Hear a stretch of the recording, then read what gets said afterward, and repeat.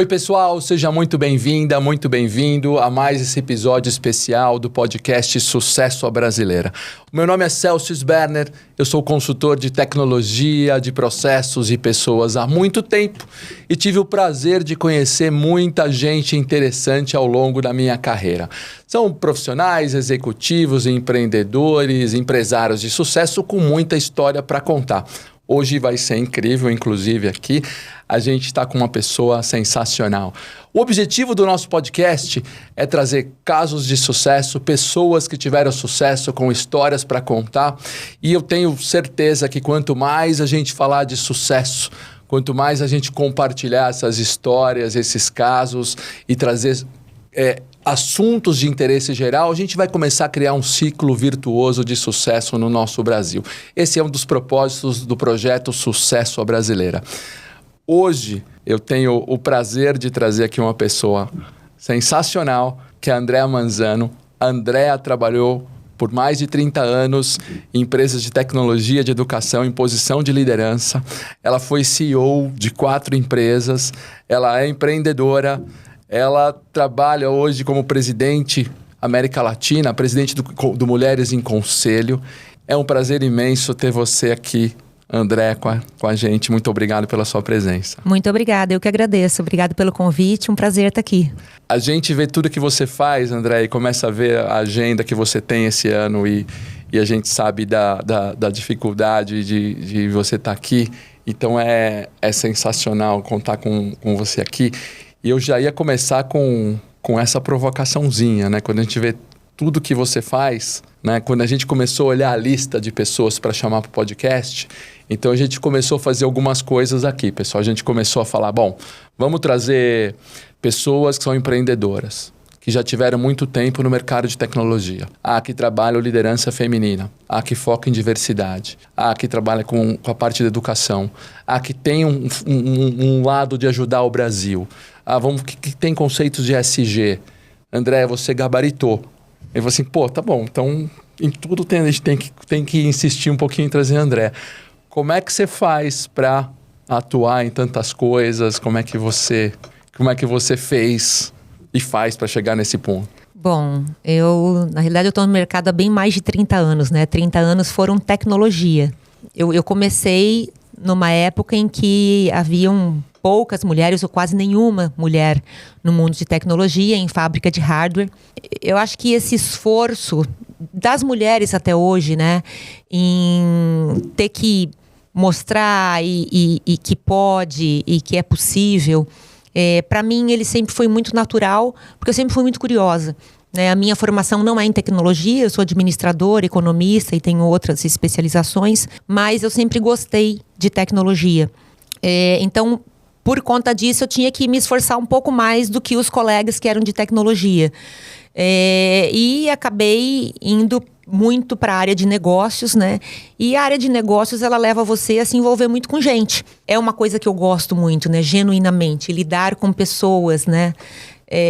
E a partir do momento que eu descobri isso foi abrindo outras possibilidades e outras coisas na minha vida. Projetos sociais, que eu faço vários. Esse grupo mesmo de Mulheres em Conselhos, que acabou se tornando o maior grupo do Brasil. Hoje nós somos quase 1.500 conselheiras. Nossa. Em um ano, né, de existência. Então tá tudo muito relacionado com pessoas. E eu sempre digo assim, se você precisar de alguma coisa de alguém, pede para alguém que é muito ocupado. Que essa pessoa sempre vai ter tempo para fazer e sempre vai ter disposição para fazer. Porque quem não é ocupado sempre vai arranjar uma desculpa, né? Sim. Então eu acho que eu tenho uma disposição natural de fazer. E eu tô no meu ano sabático, que, como eu te falei, de sabático eu não tenho absolutamente nada. Pois é. Eu simplesmente dei uma pausa no mundo corporativo, mas eu acabei atuando muito em muitas outras frentes, né? Eu sou uma pessoa que durmo pouco. Então, como eu durmo pouco, eu acho que eu tenho mais tempo do que a grande maioria para fazer muitas coisas, né? O que te move hoje, André? O que você acorda de manhã desse sono curto e o que te fala assim, poxa, isso aqui é o que eu tô mais animada para fazer hoje? O que me move há muito tempo, né?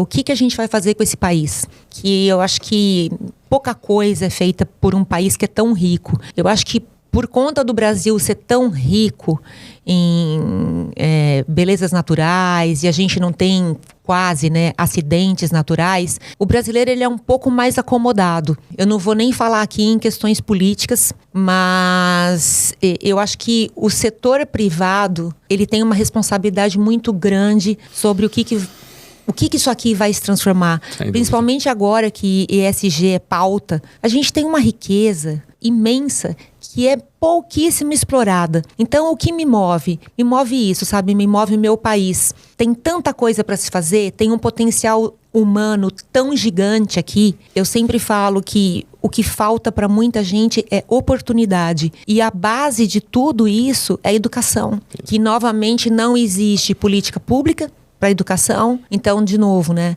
Quem tem que tomar conta desse assunto, desse tema, de novo, é o setor privado. As empresas cada vez mais tendo que investir no capital humano, porque não tem isso tudo de gente formada, né? Então, quando eu vejo assim, estamos contratando com esse perfil, você vai lá e vê aquele perfil, cara, são sempre os mesmos, então, né, que vão estar saindo de um lugar, indo para o outro e ocupando as mesmas posições. Sim. E aquela fila enorme de pessoas que não têm esse preparo, né? E que são grandes potenciais. Então, a gente tem que pensar em investir em educação, porque realmente temos potenciais, temos capital humano importante, temos muitas pessoas que têm muito interesse e não têm a oportunidade. Então, o que me move são as pessoas, sabe? Eu sempre falo que lá na frente, o dia que eu não estiver mais aqui, eu quero ser lembrada como aquela pessoa que abriu portas. Que legal. Eu tenho a sensação que está melhorando um pouco a isso. Mas às vezes quando eu vejo as estatísticas do Brasil, eu sigo preocupado, porque é uma luta muito dura, né? Eu sinto que está melhorando porque os empresários falam mais dessa questão social. As pessoas que vêm aqui conversar, para a gente bater esse papo, de várias áreas. Pode ser de planejamento tributário, de inteligência artificial, de tecnologia, de empreendedores. Todos têm falado na questão social, que é uma das coisas que nos move também aqui como Sucesso Brasileira, né? De transformar esse país. Então eu tenho a sensação que existe uma comoção nesse mundo nosso, do mundo de empresas, do mundo empresarial, de trabalhar a questão social. Mas eu sinto que do outro lado vem as estatísticas, né? De baixo nível de educação, que ainda são muito ruins. Então eu fico muito feliz, porque isso é uma das coisas que me move também. A gente tem feito vários programas e a gente vai estar conversando um pouquinho desses programas sociais que a gente tem feito, tem participado aqui, que as pessoas têm sugerido que a gente participasse nesse intuito. Então é grandioso. Quando você fala de ESG, como é que você vê as empresas hoje se adaptando a isso ou entrando nessa plataforma? Não, mas nesse assunto? Eu ainda vejo que para as empresas grandes esse é um tema importante, que muitas empresas já têm implementado. Vamos chamar de 3 letrinhas, né? Não as 3 letrinhas, mas muitas empresas grandes têm. As empresas pequenas, as empresas familiares ainda estão engatinhando. É uma grande oportunidade. Se a gente pegar a parte só de governança e compliance, essa tem que ser uma obrigação desde o início dos anos 2000, não tem como escapar. Se a gente pensar no E e no S, né? Aí eu acho que pega um pouco mais.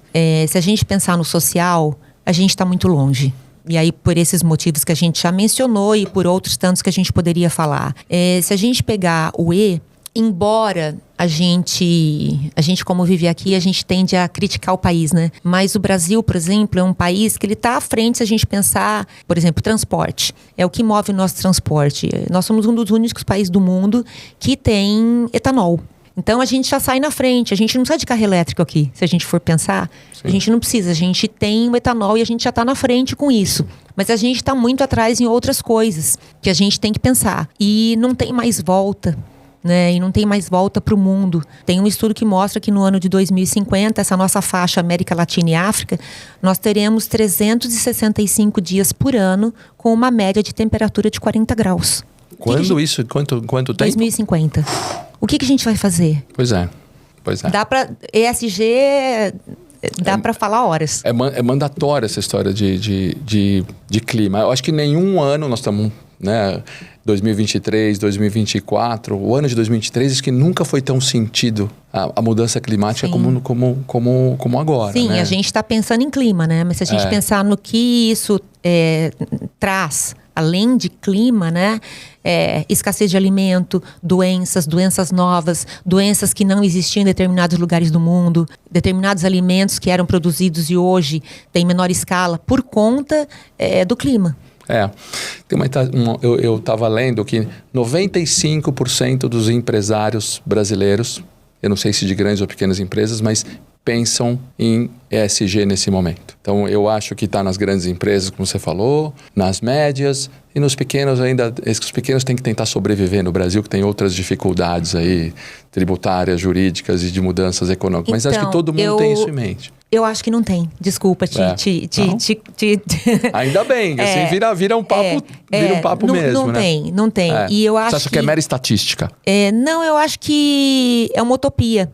As grandes empresas, sim, mas as médias e as pequenas, não. Então, quando você pensa em sobreviver, se você não pensar em ESG, você não vai sobreviver. É fundamental. E tem um outro lado também, que é a educação, né? Você trabalhou... Que faz parte do social. Muitos anos em empresas de educação, né? E a educação no Brasil está num nível crítico, né, Andréa? Eu não sei como é que você vê o futuro do nosso país, e você que trabalhou em empresas de educação, eu sei que é educação corporativa, mas como é que você vê a educação para os próximos anos por aqui?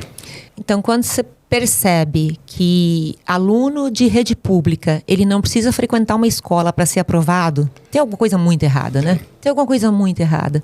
Um cara que chega no ensino médio e não sabe matemática básica, né? Mal sabe ler e escrever. Então, novamente, a gente tem que trazer isso para o setor privado.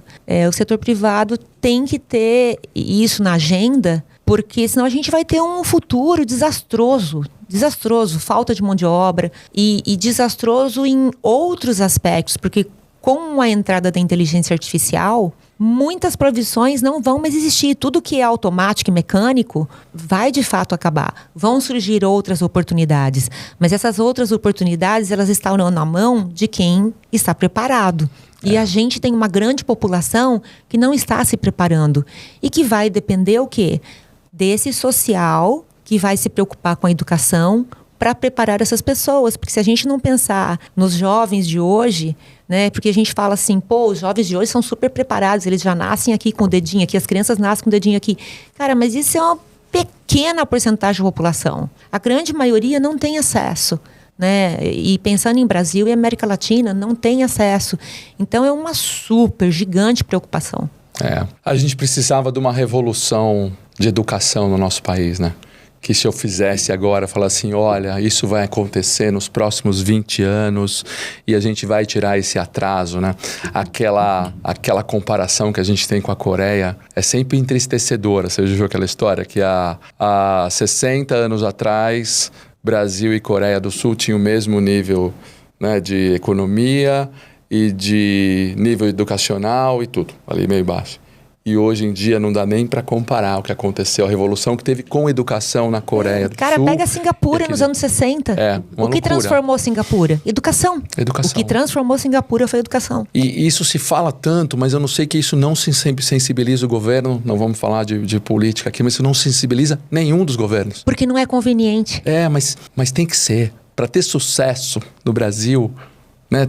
Tem que ser. Mas não é conveniente. Tem que ser. E eu acho que aí vai ter que ter muito esforço de iniciativa privada para fazer, né? Vai ter que... Porque é uma questão de oportunidade, né? Então, muitos jovens que eu acabo conversando em lugares carentes, né? No Vale do Ribeira, por exemplo, que tem alguns projetos lá. É uma pessoa carente, jovem, querendo aprender, né? Mas num nível de escola tão ruim. Teve uma pequena melhora. Vou fazer aqui uma ressalva, vai. Em algumas cidadezinhas, o ensino agora é integral. Então, no estado de São Paulo. Então, algumas crianças, eles entram 9 da manhã e saem, almoçam e saem 4 da tarde. O nível escolar, e eu fui lá ver, conheci alguns professores, ainda é baixíssimo.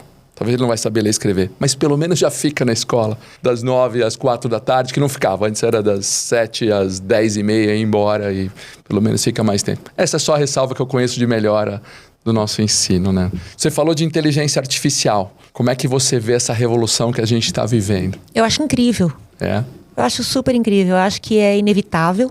Eu acho que vem para ajudar. Quem pensa que só no lado negativo, né? De que vão acabar determinadas profissões. Vão mesmo, mas assim, se a gente pensar na nossa história, sempre foi assim. Algumas coisas vêm, outras coisas a gente não tem mais. E esta é a evolução, né? É a maravilha da evolução.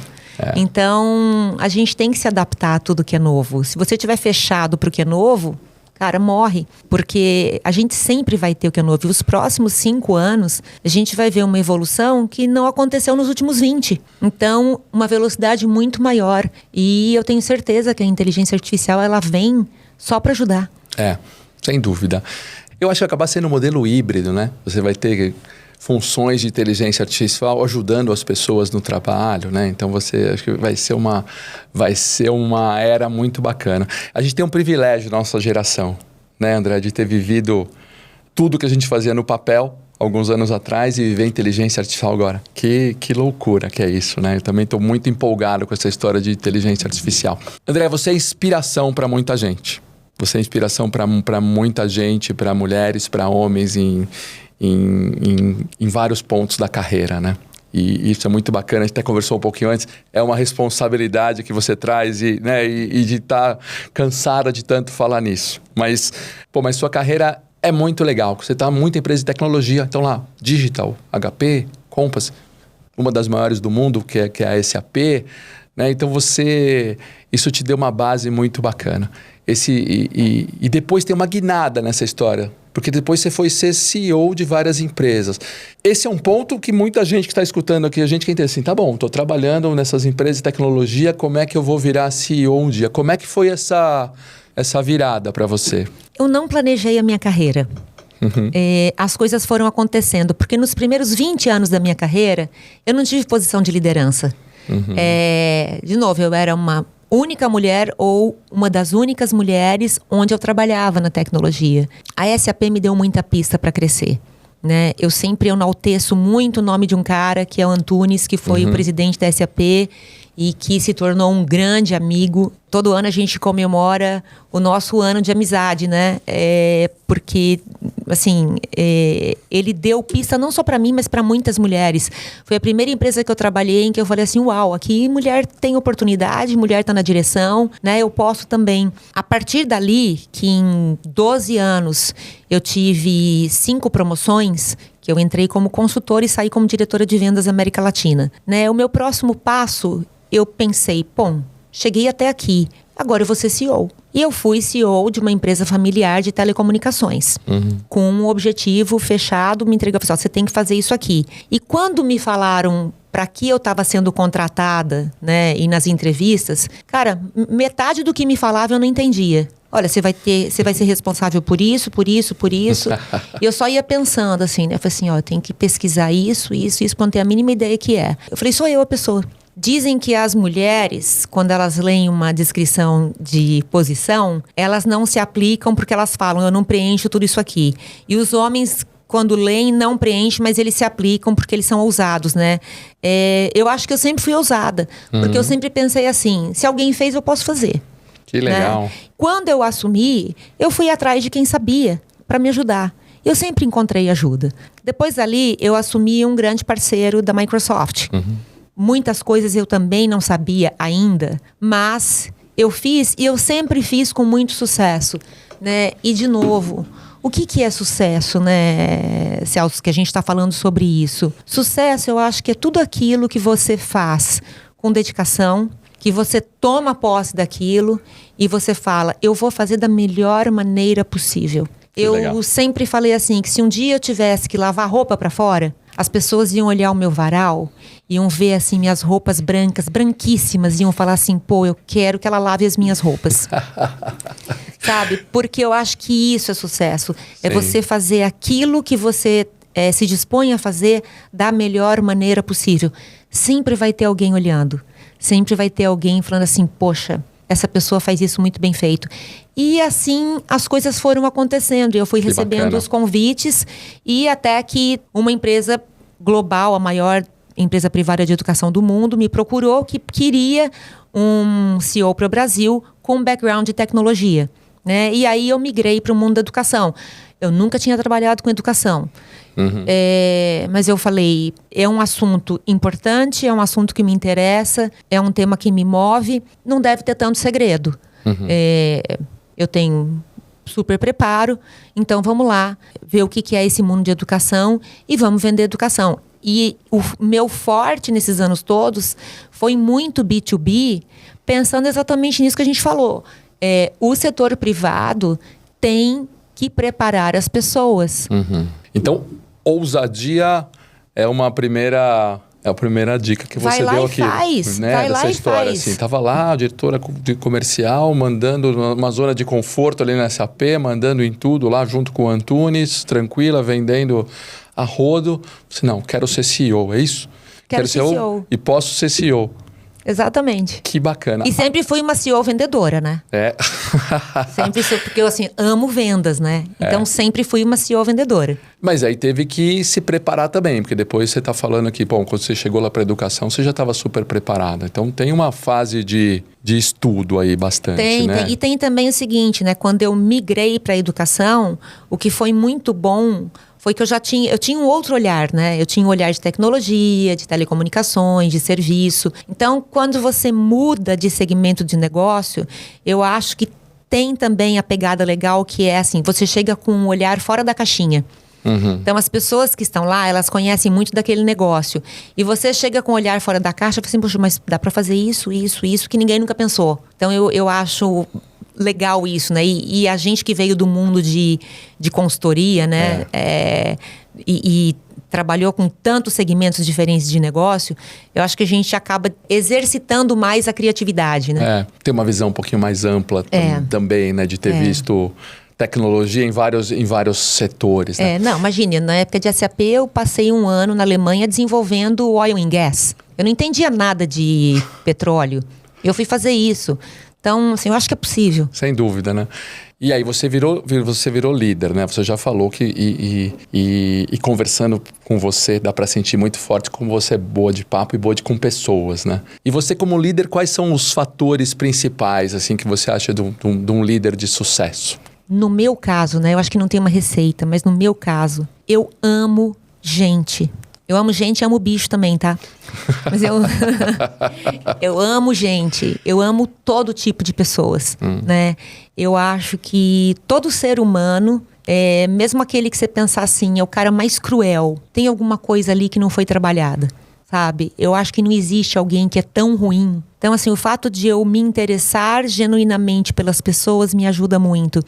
E me ajuda muito a ter esse olhar empático. Eu também trabalho com causas sociais há muitos anos, né? Então, há quase 12 anos eu criei um projeto que é uma escola de música no centro de São Paulo para crianças em extrema vulnerabilidade. Que legal. Né? Eu faço um trabalho para 120 moças na favela Paraisópolis. O da música no centro eu não sabia, não achei isso lá. Ele tá sempre cheio de surpresas. Tem umas coisas. Que legal. Então, eu acho que esse amor e esse olhar empático ajudam muito. Muitos dizem que é coisa de mulher, que a mulher é mais sensível. Não, eu acho que é coisa de gente. Algumas pessoas são, outras pessoas não são.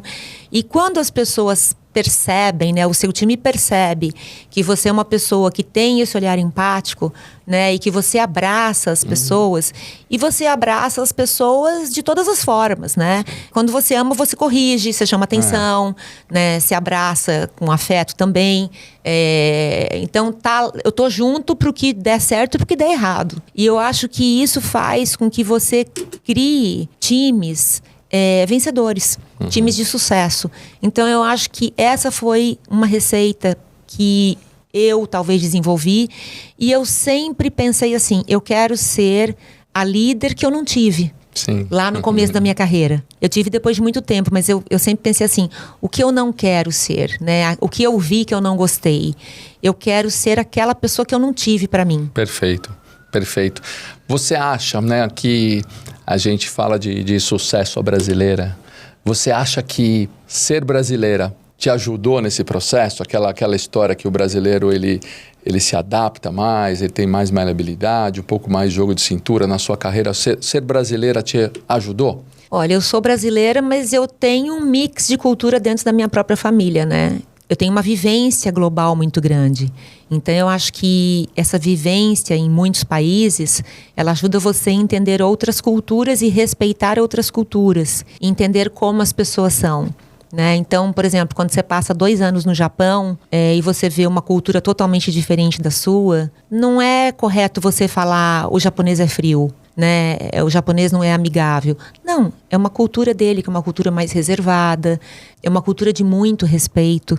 Então você começa a prestar atenção em outras coisas e a partir do momento que você respeita outras culturas e você entende, você aceita, você trabalha melhor com as pessoas. Então, não existe mais o pré-julgamento, porque é natural do ser humano pré-julgar, né? Então, ele tem que ser um exercício constante de você não pré-julgar, né? E eu acho que entender outras culturas te ajuda a entender melhor as pessoas. Eu tenho comigo que o brasileiro, ele faz amizade mais fácil. Eu acho que todo mundo, apesar dessa cultura, assim, eu entendo que até por ter trabalhado em outros lugares também, que o brasileiro tem um pouco mais de facilidade. É isso que você falou das pessoas. Acho que naturalmente a gente nasce aqui um pouco com mais atenção ao outro, de alguma forma, por alguma necessidade. Eu vou contar uma curiosidade. Eu era uma criança muito feia. Eu era uma menina muito feia. Então... eu não acredito, hein? Eu era uma menina super feia. Não. Eu era magrela, pálida, eu tinha bronquite asmática. Eu sofria de bullying naquela época, era outro nome, né? Mas assim, a classe toda em silêncio, eu respirava desse jeito, né? Então, eu morria de vergonha.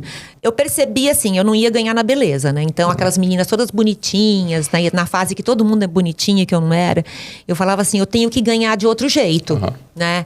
E eu comecei a ganhar as pessoas por conquistar as pessoas de outras maneiras. E acho que foi aí que eu comecei a desenvolver a liderança.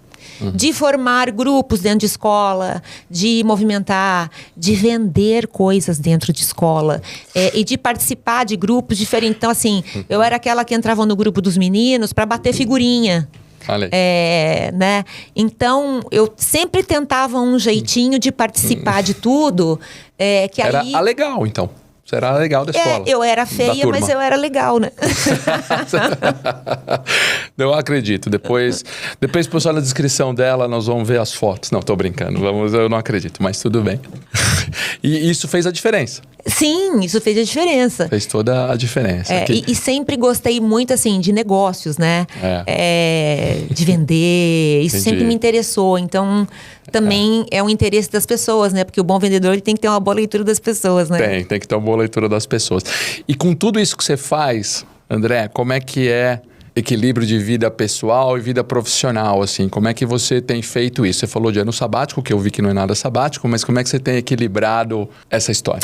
Eu não acredito nisso, em vida profissional e vida pessoal. Eu não acredito, porque eu acho que quando você é feliz naquilo que você trabalha, e eu sempre encontrei felicidade no meu trabalho, eu não consigo separar as coisas.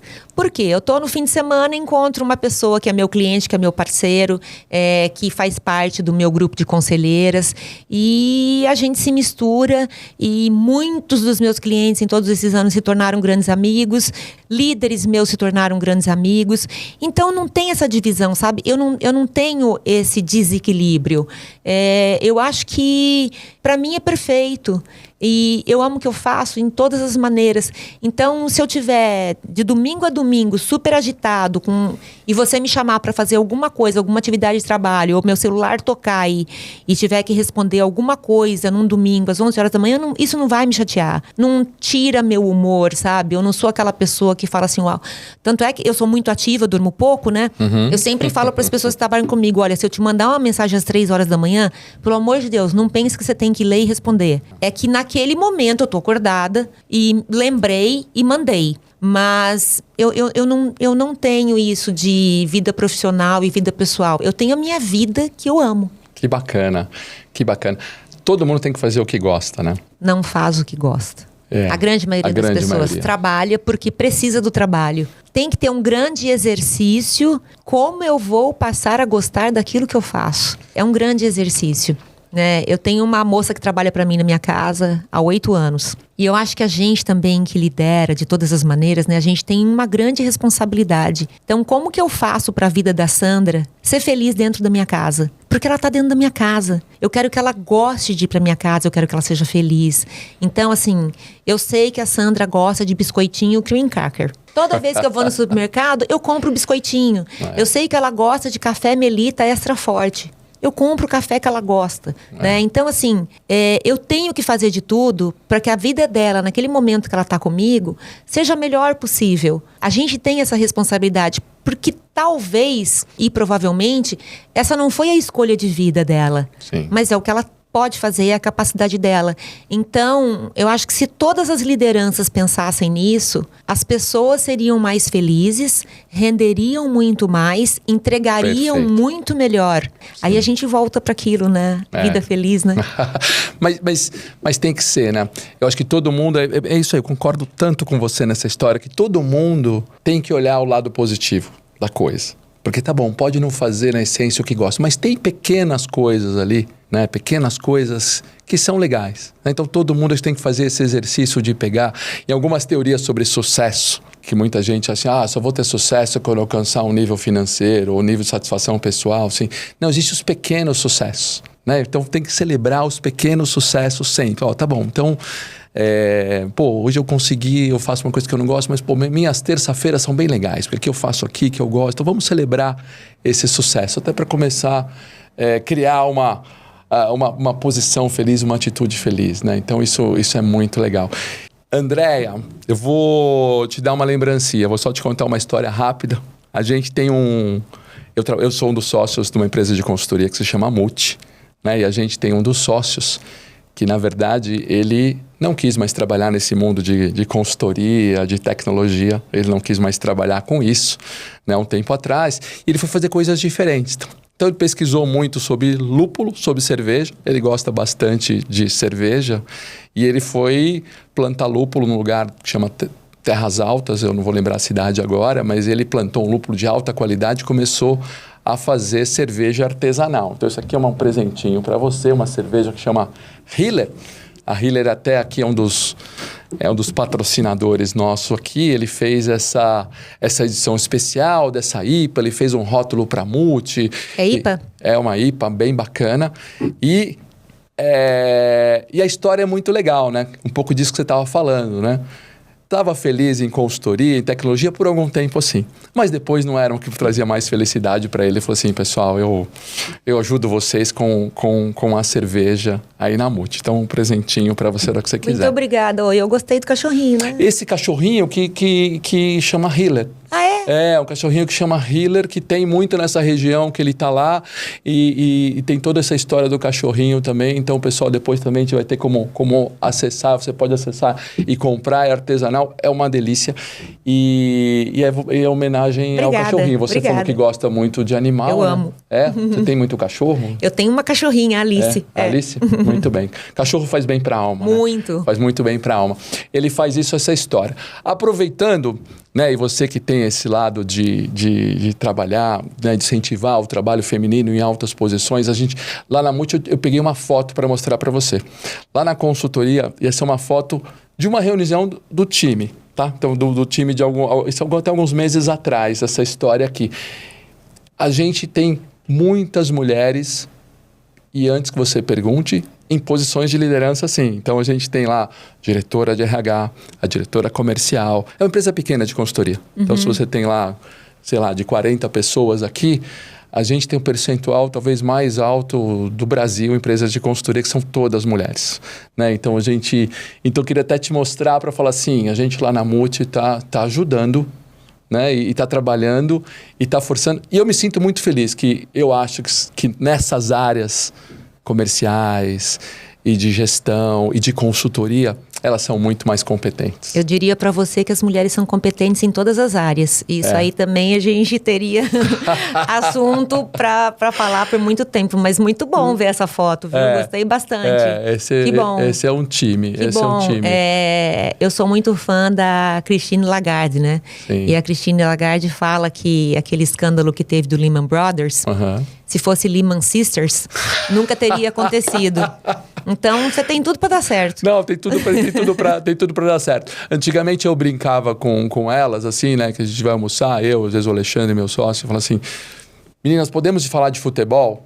E antigamente elas falavam que não. Agora não tem mais essa discussão, porque no dia do futebol todas estão discutindo o futebol. Falam assim, pô, não tem mais nada. O mundo realmente é de vocês, né, André? Não tem dúvida. Eu não sou fã de futebol, né? Pelo esporte em si. Mas assim, eu acho que não tem nada tão interessante quanto ouvir futebol no rádio. Cara, futebol na televisão eu não vejo a menor graça. Mas no rádio eu acho sensacional. Você vê o jogo mesmo? Cara... Domingo à tarde, por exemplo, eu estou me deslocando para algum lugar, eu ligo na rádio AM para ouvir futebol, porque eu acho aquilo sensacional. Que loucura. Você sabe que eu gosto muito de futebol, né? E o rádio, o futebol no rádio me deixa nervoso. Eu fico ansioso, porque quem gosta muito, eu falo assim, eu não tô vendo o que não tô vendo o que tá acontecendo, eu não sei. Mas é sensacional o rádio, né? E é engraçado que essas meninas todas falam muito de futebol e de qualquer assunto. Então, na verdade, não importa. Não importa se são meninas, meninos ou o que quer que seja, assim, é sempre muito legal. É isso aí. E sucesso você já definiu, né, André? Se você puder dar mais algumas dicas para quem nos escuta aqui e que quer ter sucesso na carreira, na vida pessoal e profissional, além de tudo que você já falou. Alguma principal, assim, o que você diria? Eu sempre digo para quem trabalha comigo que uma coisa que me ajuda muito é foco e disciplina. Cara, se você não tiver foco e disciplina, você se perde. Principalmente vendedor, né? E foco e disciplina é muito importante. Então, assim, todos os dias eu tenho a minha lista de coisas que eu tenho que fazer. E eu, por exercício de uma vida toda, eu começo meu dia tirando da frente aquilo que eu gosto menos. Sabe aquelas coisas chatas que você tem que fazer no dia a dia, mas que tem que fazer? Então eu vou fazendo aquilo primeiro. Tiro tudo da frente para fazer o que eu gosto mais depois. Vou limpando a minha lista para não acumular essa lista, né?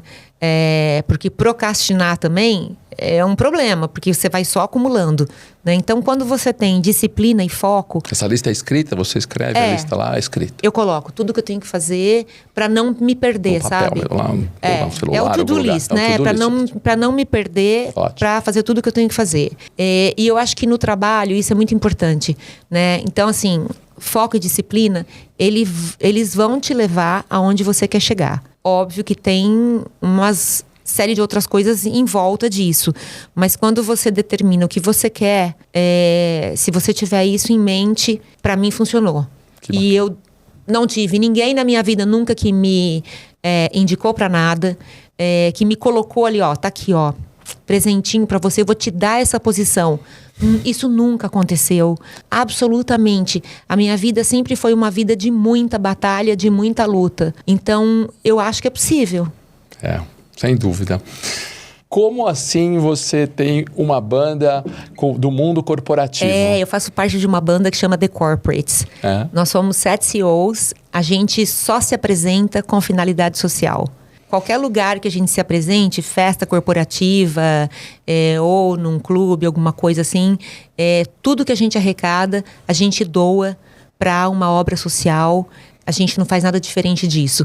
E somos uma banda de rock. Eu vi, você é vocalista, inclusive. Eu sou. Você já canta há muito tempo? Você sempre cantou? Como é que você chegou nessa história da banda? Eu sempre cantei porque eu nasci dentro de uma igreja evangélica, né? E quando você nasce dentro de uma igreja evangélica, você tá ali no púlpito o tempo inteiro. E o púlpito e palco é quase a mesma coisa, né? Então você cresce falando pra muita gente, cantando pra muita gente. Eu sempre cantei em coral, né? Então... Pra mim, isso foi automático. A única coisa que muda é cantar em coral é de um jeito e cantar numa banda é outro jeito. E vocês ensaiam sempre? Sim, a gente ensaia num estúdio toda quarta-feira à noite. É mesmo? Então a gente vai fazer uma festa de fim de ano de uma empresa na semana que vem. Que bacana! Então, tudo tem a banda. Dá tempo, toda quarta-feira tá lá toda ensaiando. Toda quarta-feira à noite no estúdio. Eu vi mais uma curiosidade uma vez. Você andava de moto também, motocross. Não é? Você também faz motocross. Motocross nas madrugadas de sábado. Nas madrugadas de sábado. Porque eu sinto muito calor e eu convenci minha turma de que, ao invés de sair sábado de manhã, vamos fazer um teste, vamos sair madrugada para ver como é que é. De repente é mais gostoso, a gente não passa esse calorzão com sol. E aí todo mundo aderiu e a gente sai de São Paulo às 3 horas da manhã. E motocross andando mesmo, assim, no meio do mato, no meio da terra. Não ando no asfalto, não gosto, tenho medo. É? Que loucura. Não é loucura, é diversão. Loucura boa, né? Loucura boa, isso faz muito bem. André, você é cheio de surpresas. Por isso eu falei que dá pra ficar mais 3 horas conversando aqui sobre tema com você. Mas eu queria falar alguma consideração final que você queira para estar aqui. A gente vai transformar isso aqui cada vez mais num projeto de sucesso. Sabe assim, de trazer pessoas como você e várias das que você deu dicas e indicações hoje aqui para a gente poder conversar para inspirar mais pessoas. Eu acho que isso também faz parte um pouquinho desse nacionalismo que existe aqui, da gente fazer o Brasil um pouco melhor. Tá? Então você aqui é uma presença ilustre e sempre será muito bem-vinda. Muito obrigada, muito obrigada. Acho que para encerrar, Celso, eu vou dizer assim, uma coisa que move muito a minha vida é fé. Eu acho que quando você tem uma crença, isso também te ajuda muito. Eu sou uma pessoa que eu tenho muita fé, né? E eu acredito muito em Deus. Então, eu sou uma pessoa que eu acordo de manhã, eu faço minha oração, eu agradeço porque eu acordei respirando, eu tô viva, eu posso me movimentar sozinha, eu não preciso de ajuda. Eu faço minha oração à noite agradecendo por tudo que eu tive, agradecendo até aquilo que não deu certo. Porque algum motivo tinha para aquilo não dar certo. Eu acho que a fé, ela é muito importante e no meu caso ela é fundamental, né? E não tem nada a ver com religião, né? Tem a ver comigo e com o cara que tá lá em cima ou tá aqui, né? Tá em todos os lugares. É isso. Idem. Maravilhoso, maravilhoso. Você é um exemplo enorme de sucesso. Que responsa. A brasileira. Você é um exemplo enorme. Obrigado, viu? Obrigada, querida. Obrigado, André. Obrigada a todos. Valeu. Pessoal, obrigado por você ter assistido até aqui esse episódio incrível, com uma pessoa incrível que é a Andréa. Por favor, curta, compartilhe, divulgue. A gente vai estar sempre trazendo pessoas tão incríveis, quase tão incríveis quanto Andréa Manzano. Valeu, pessoal. Obrigado.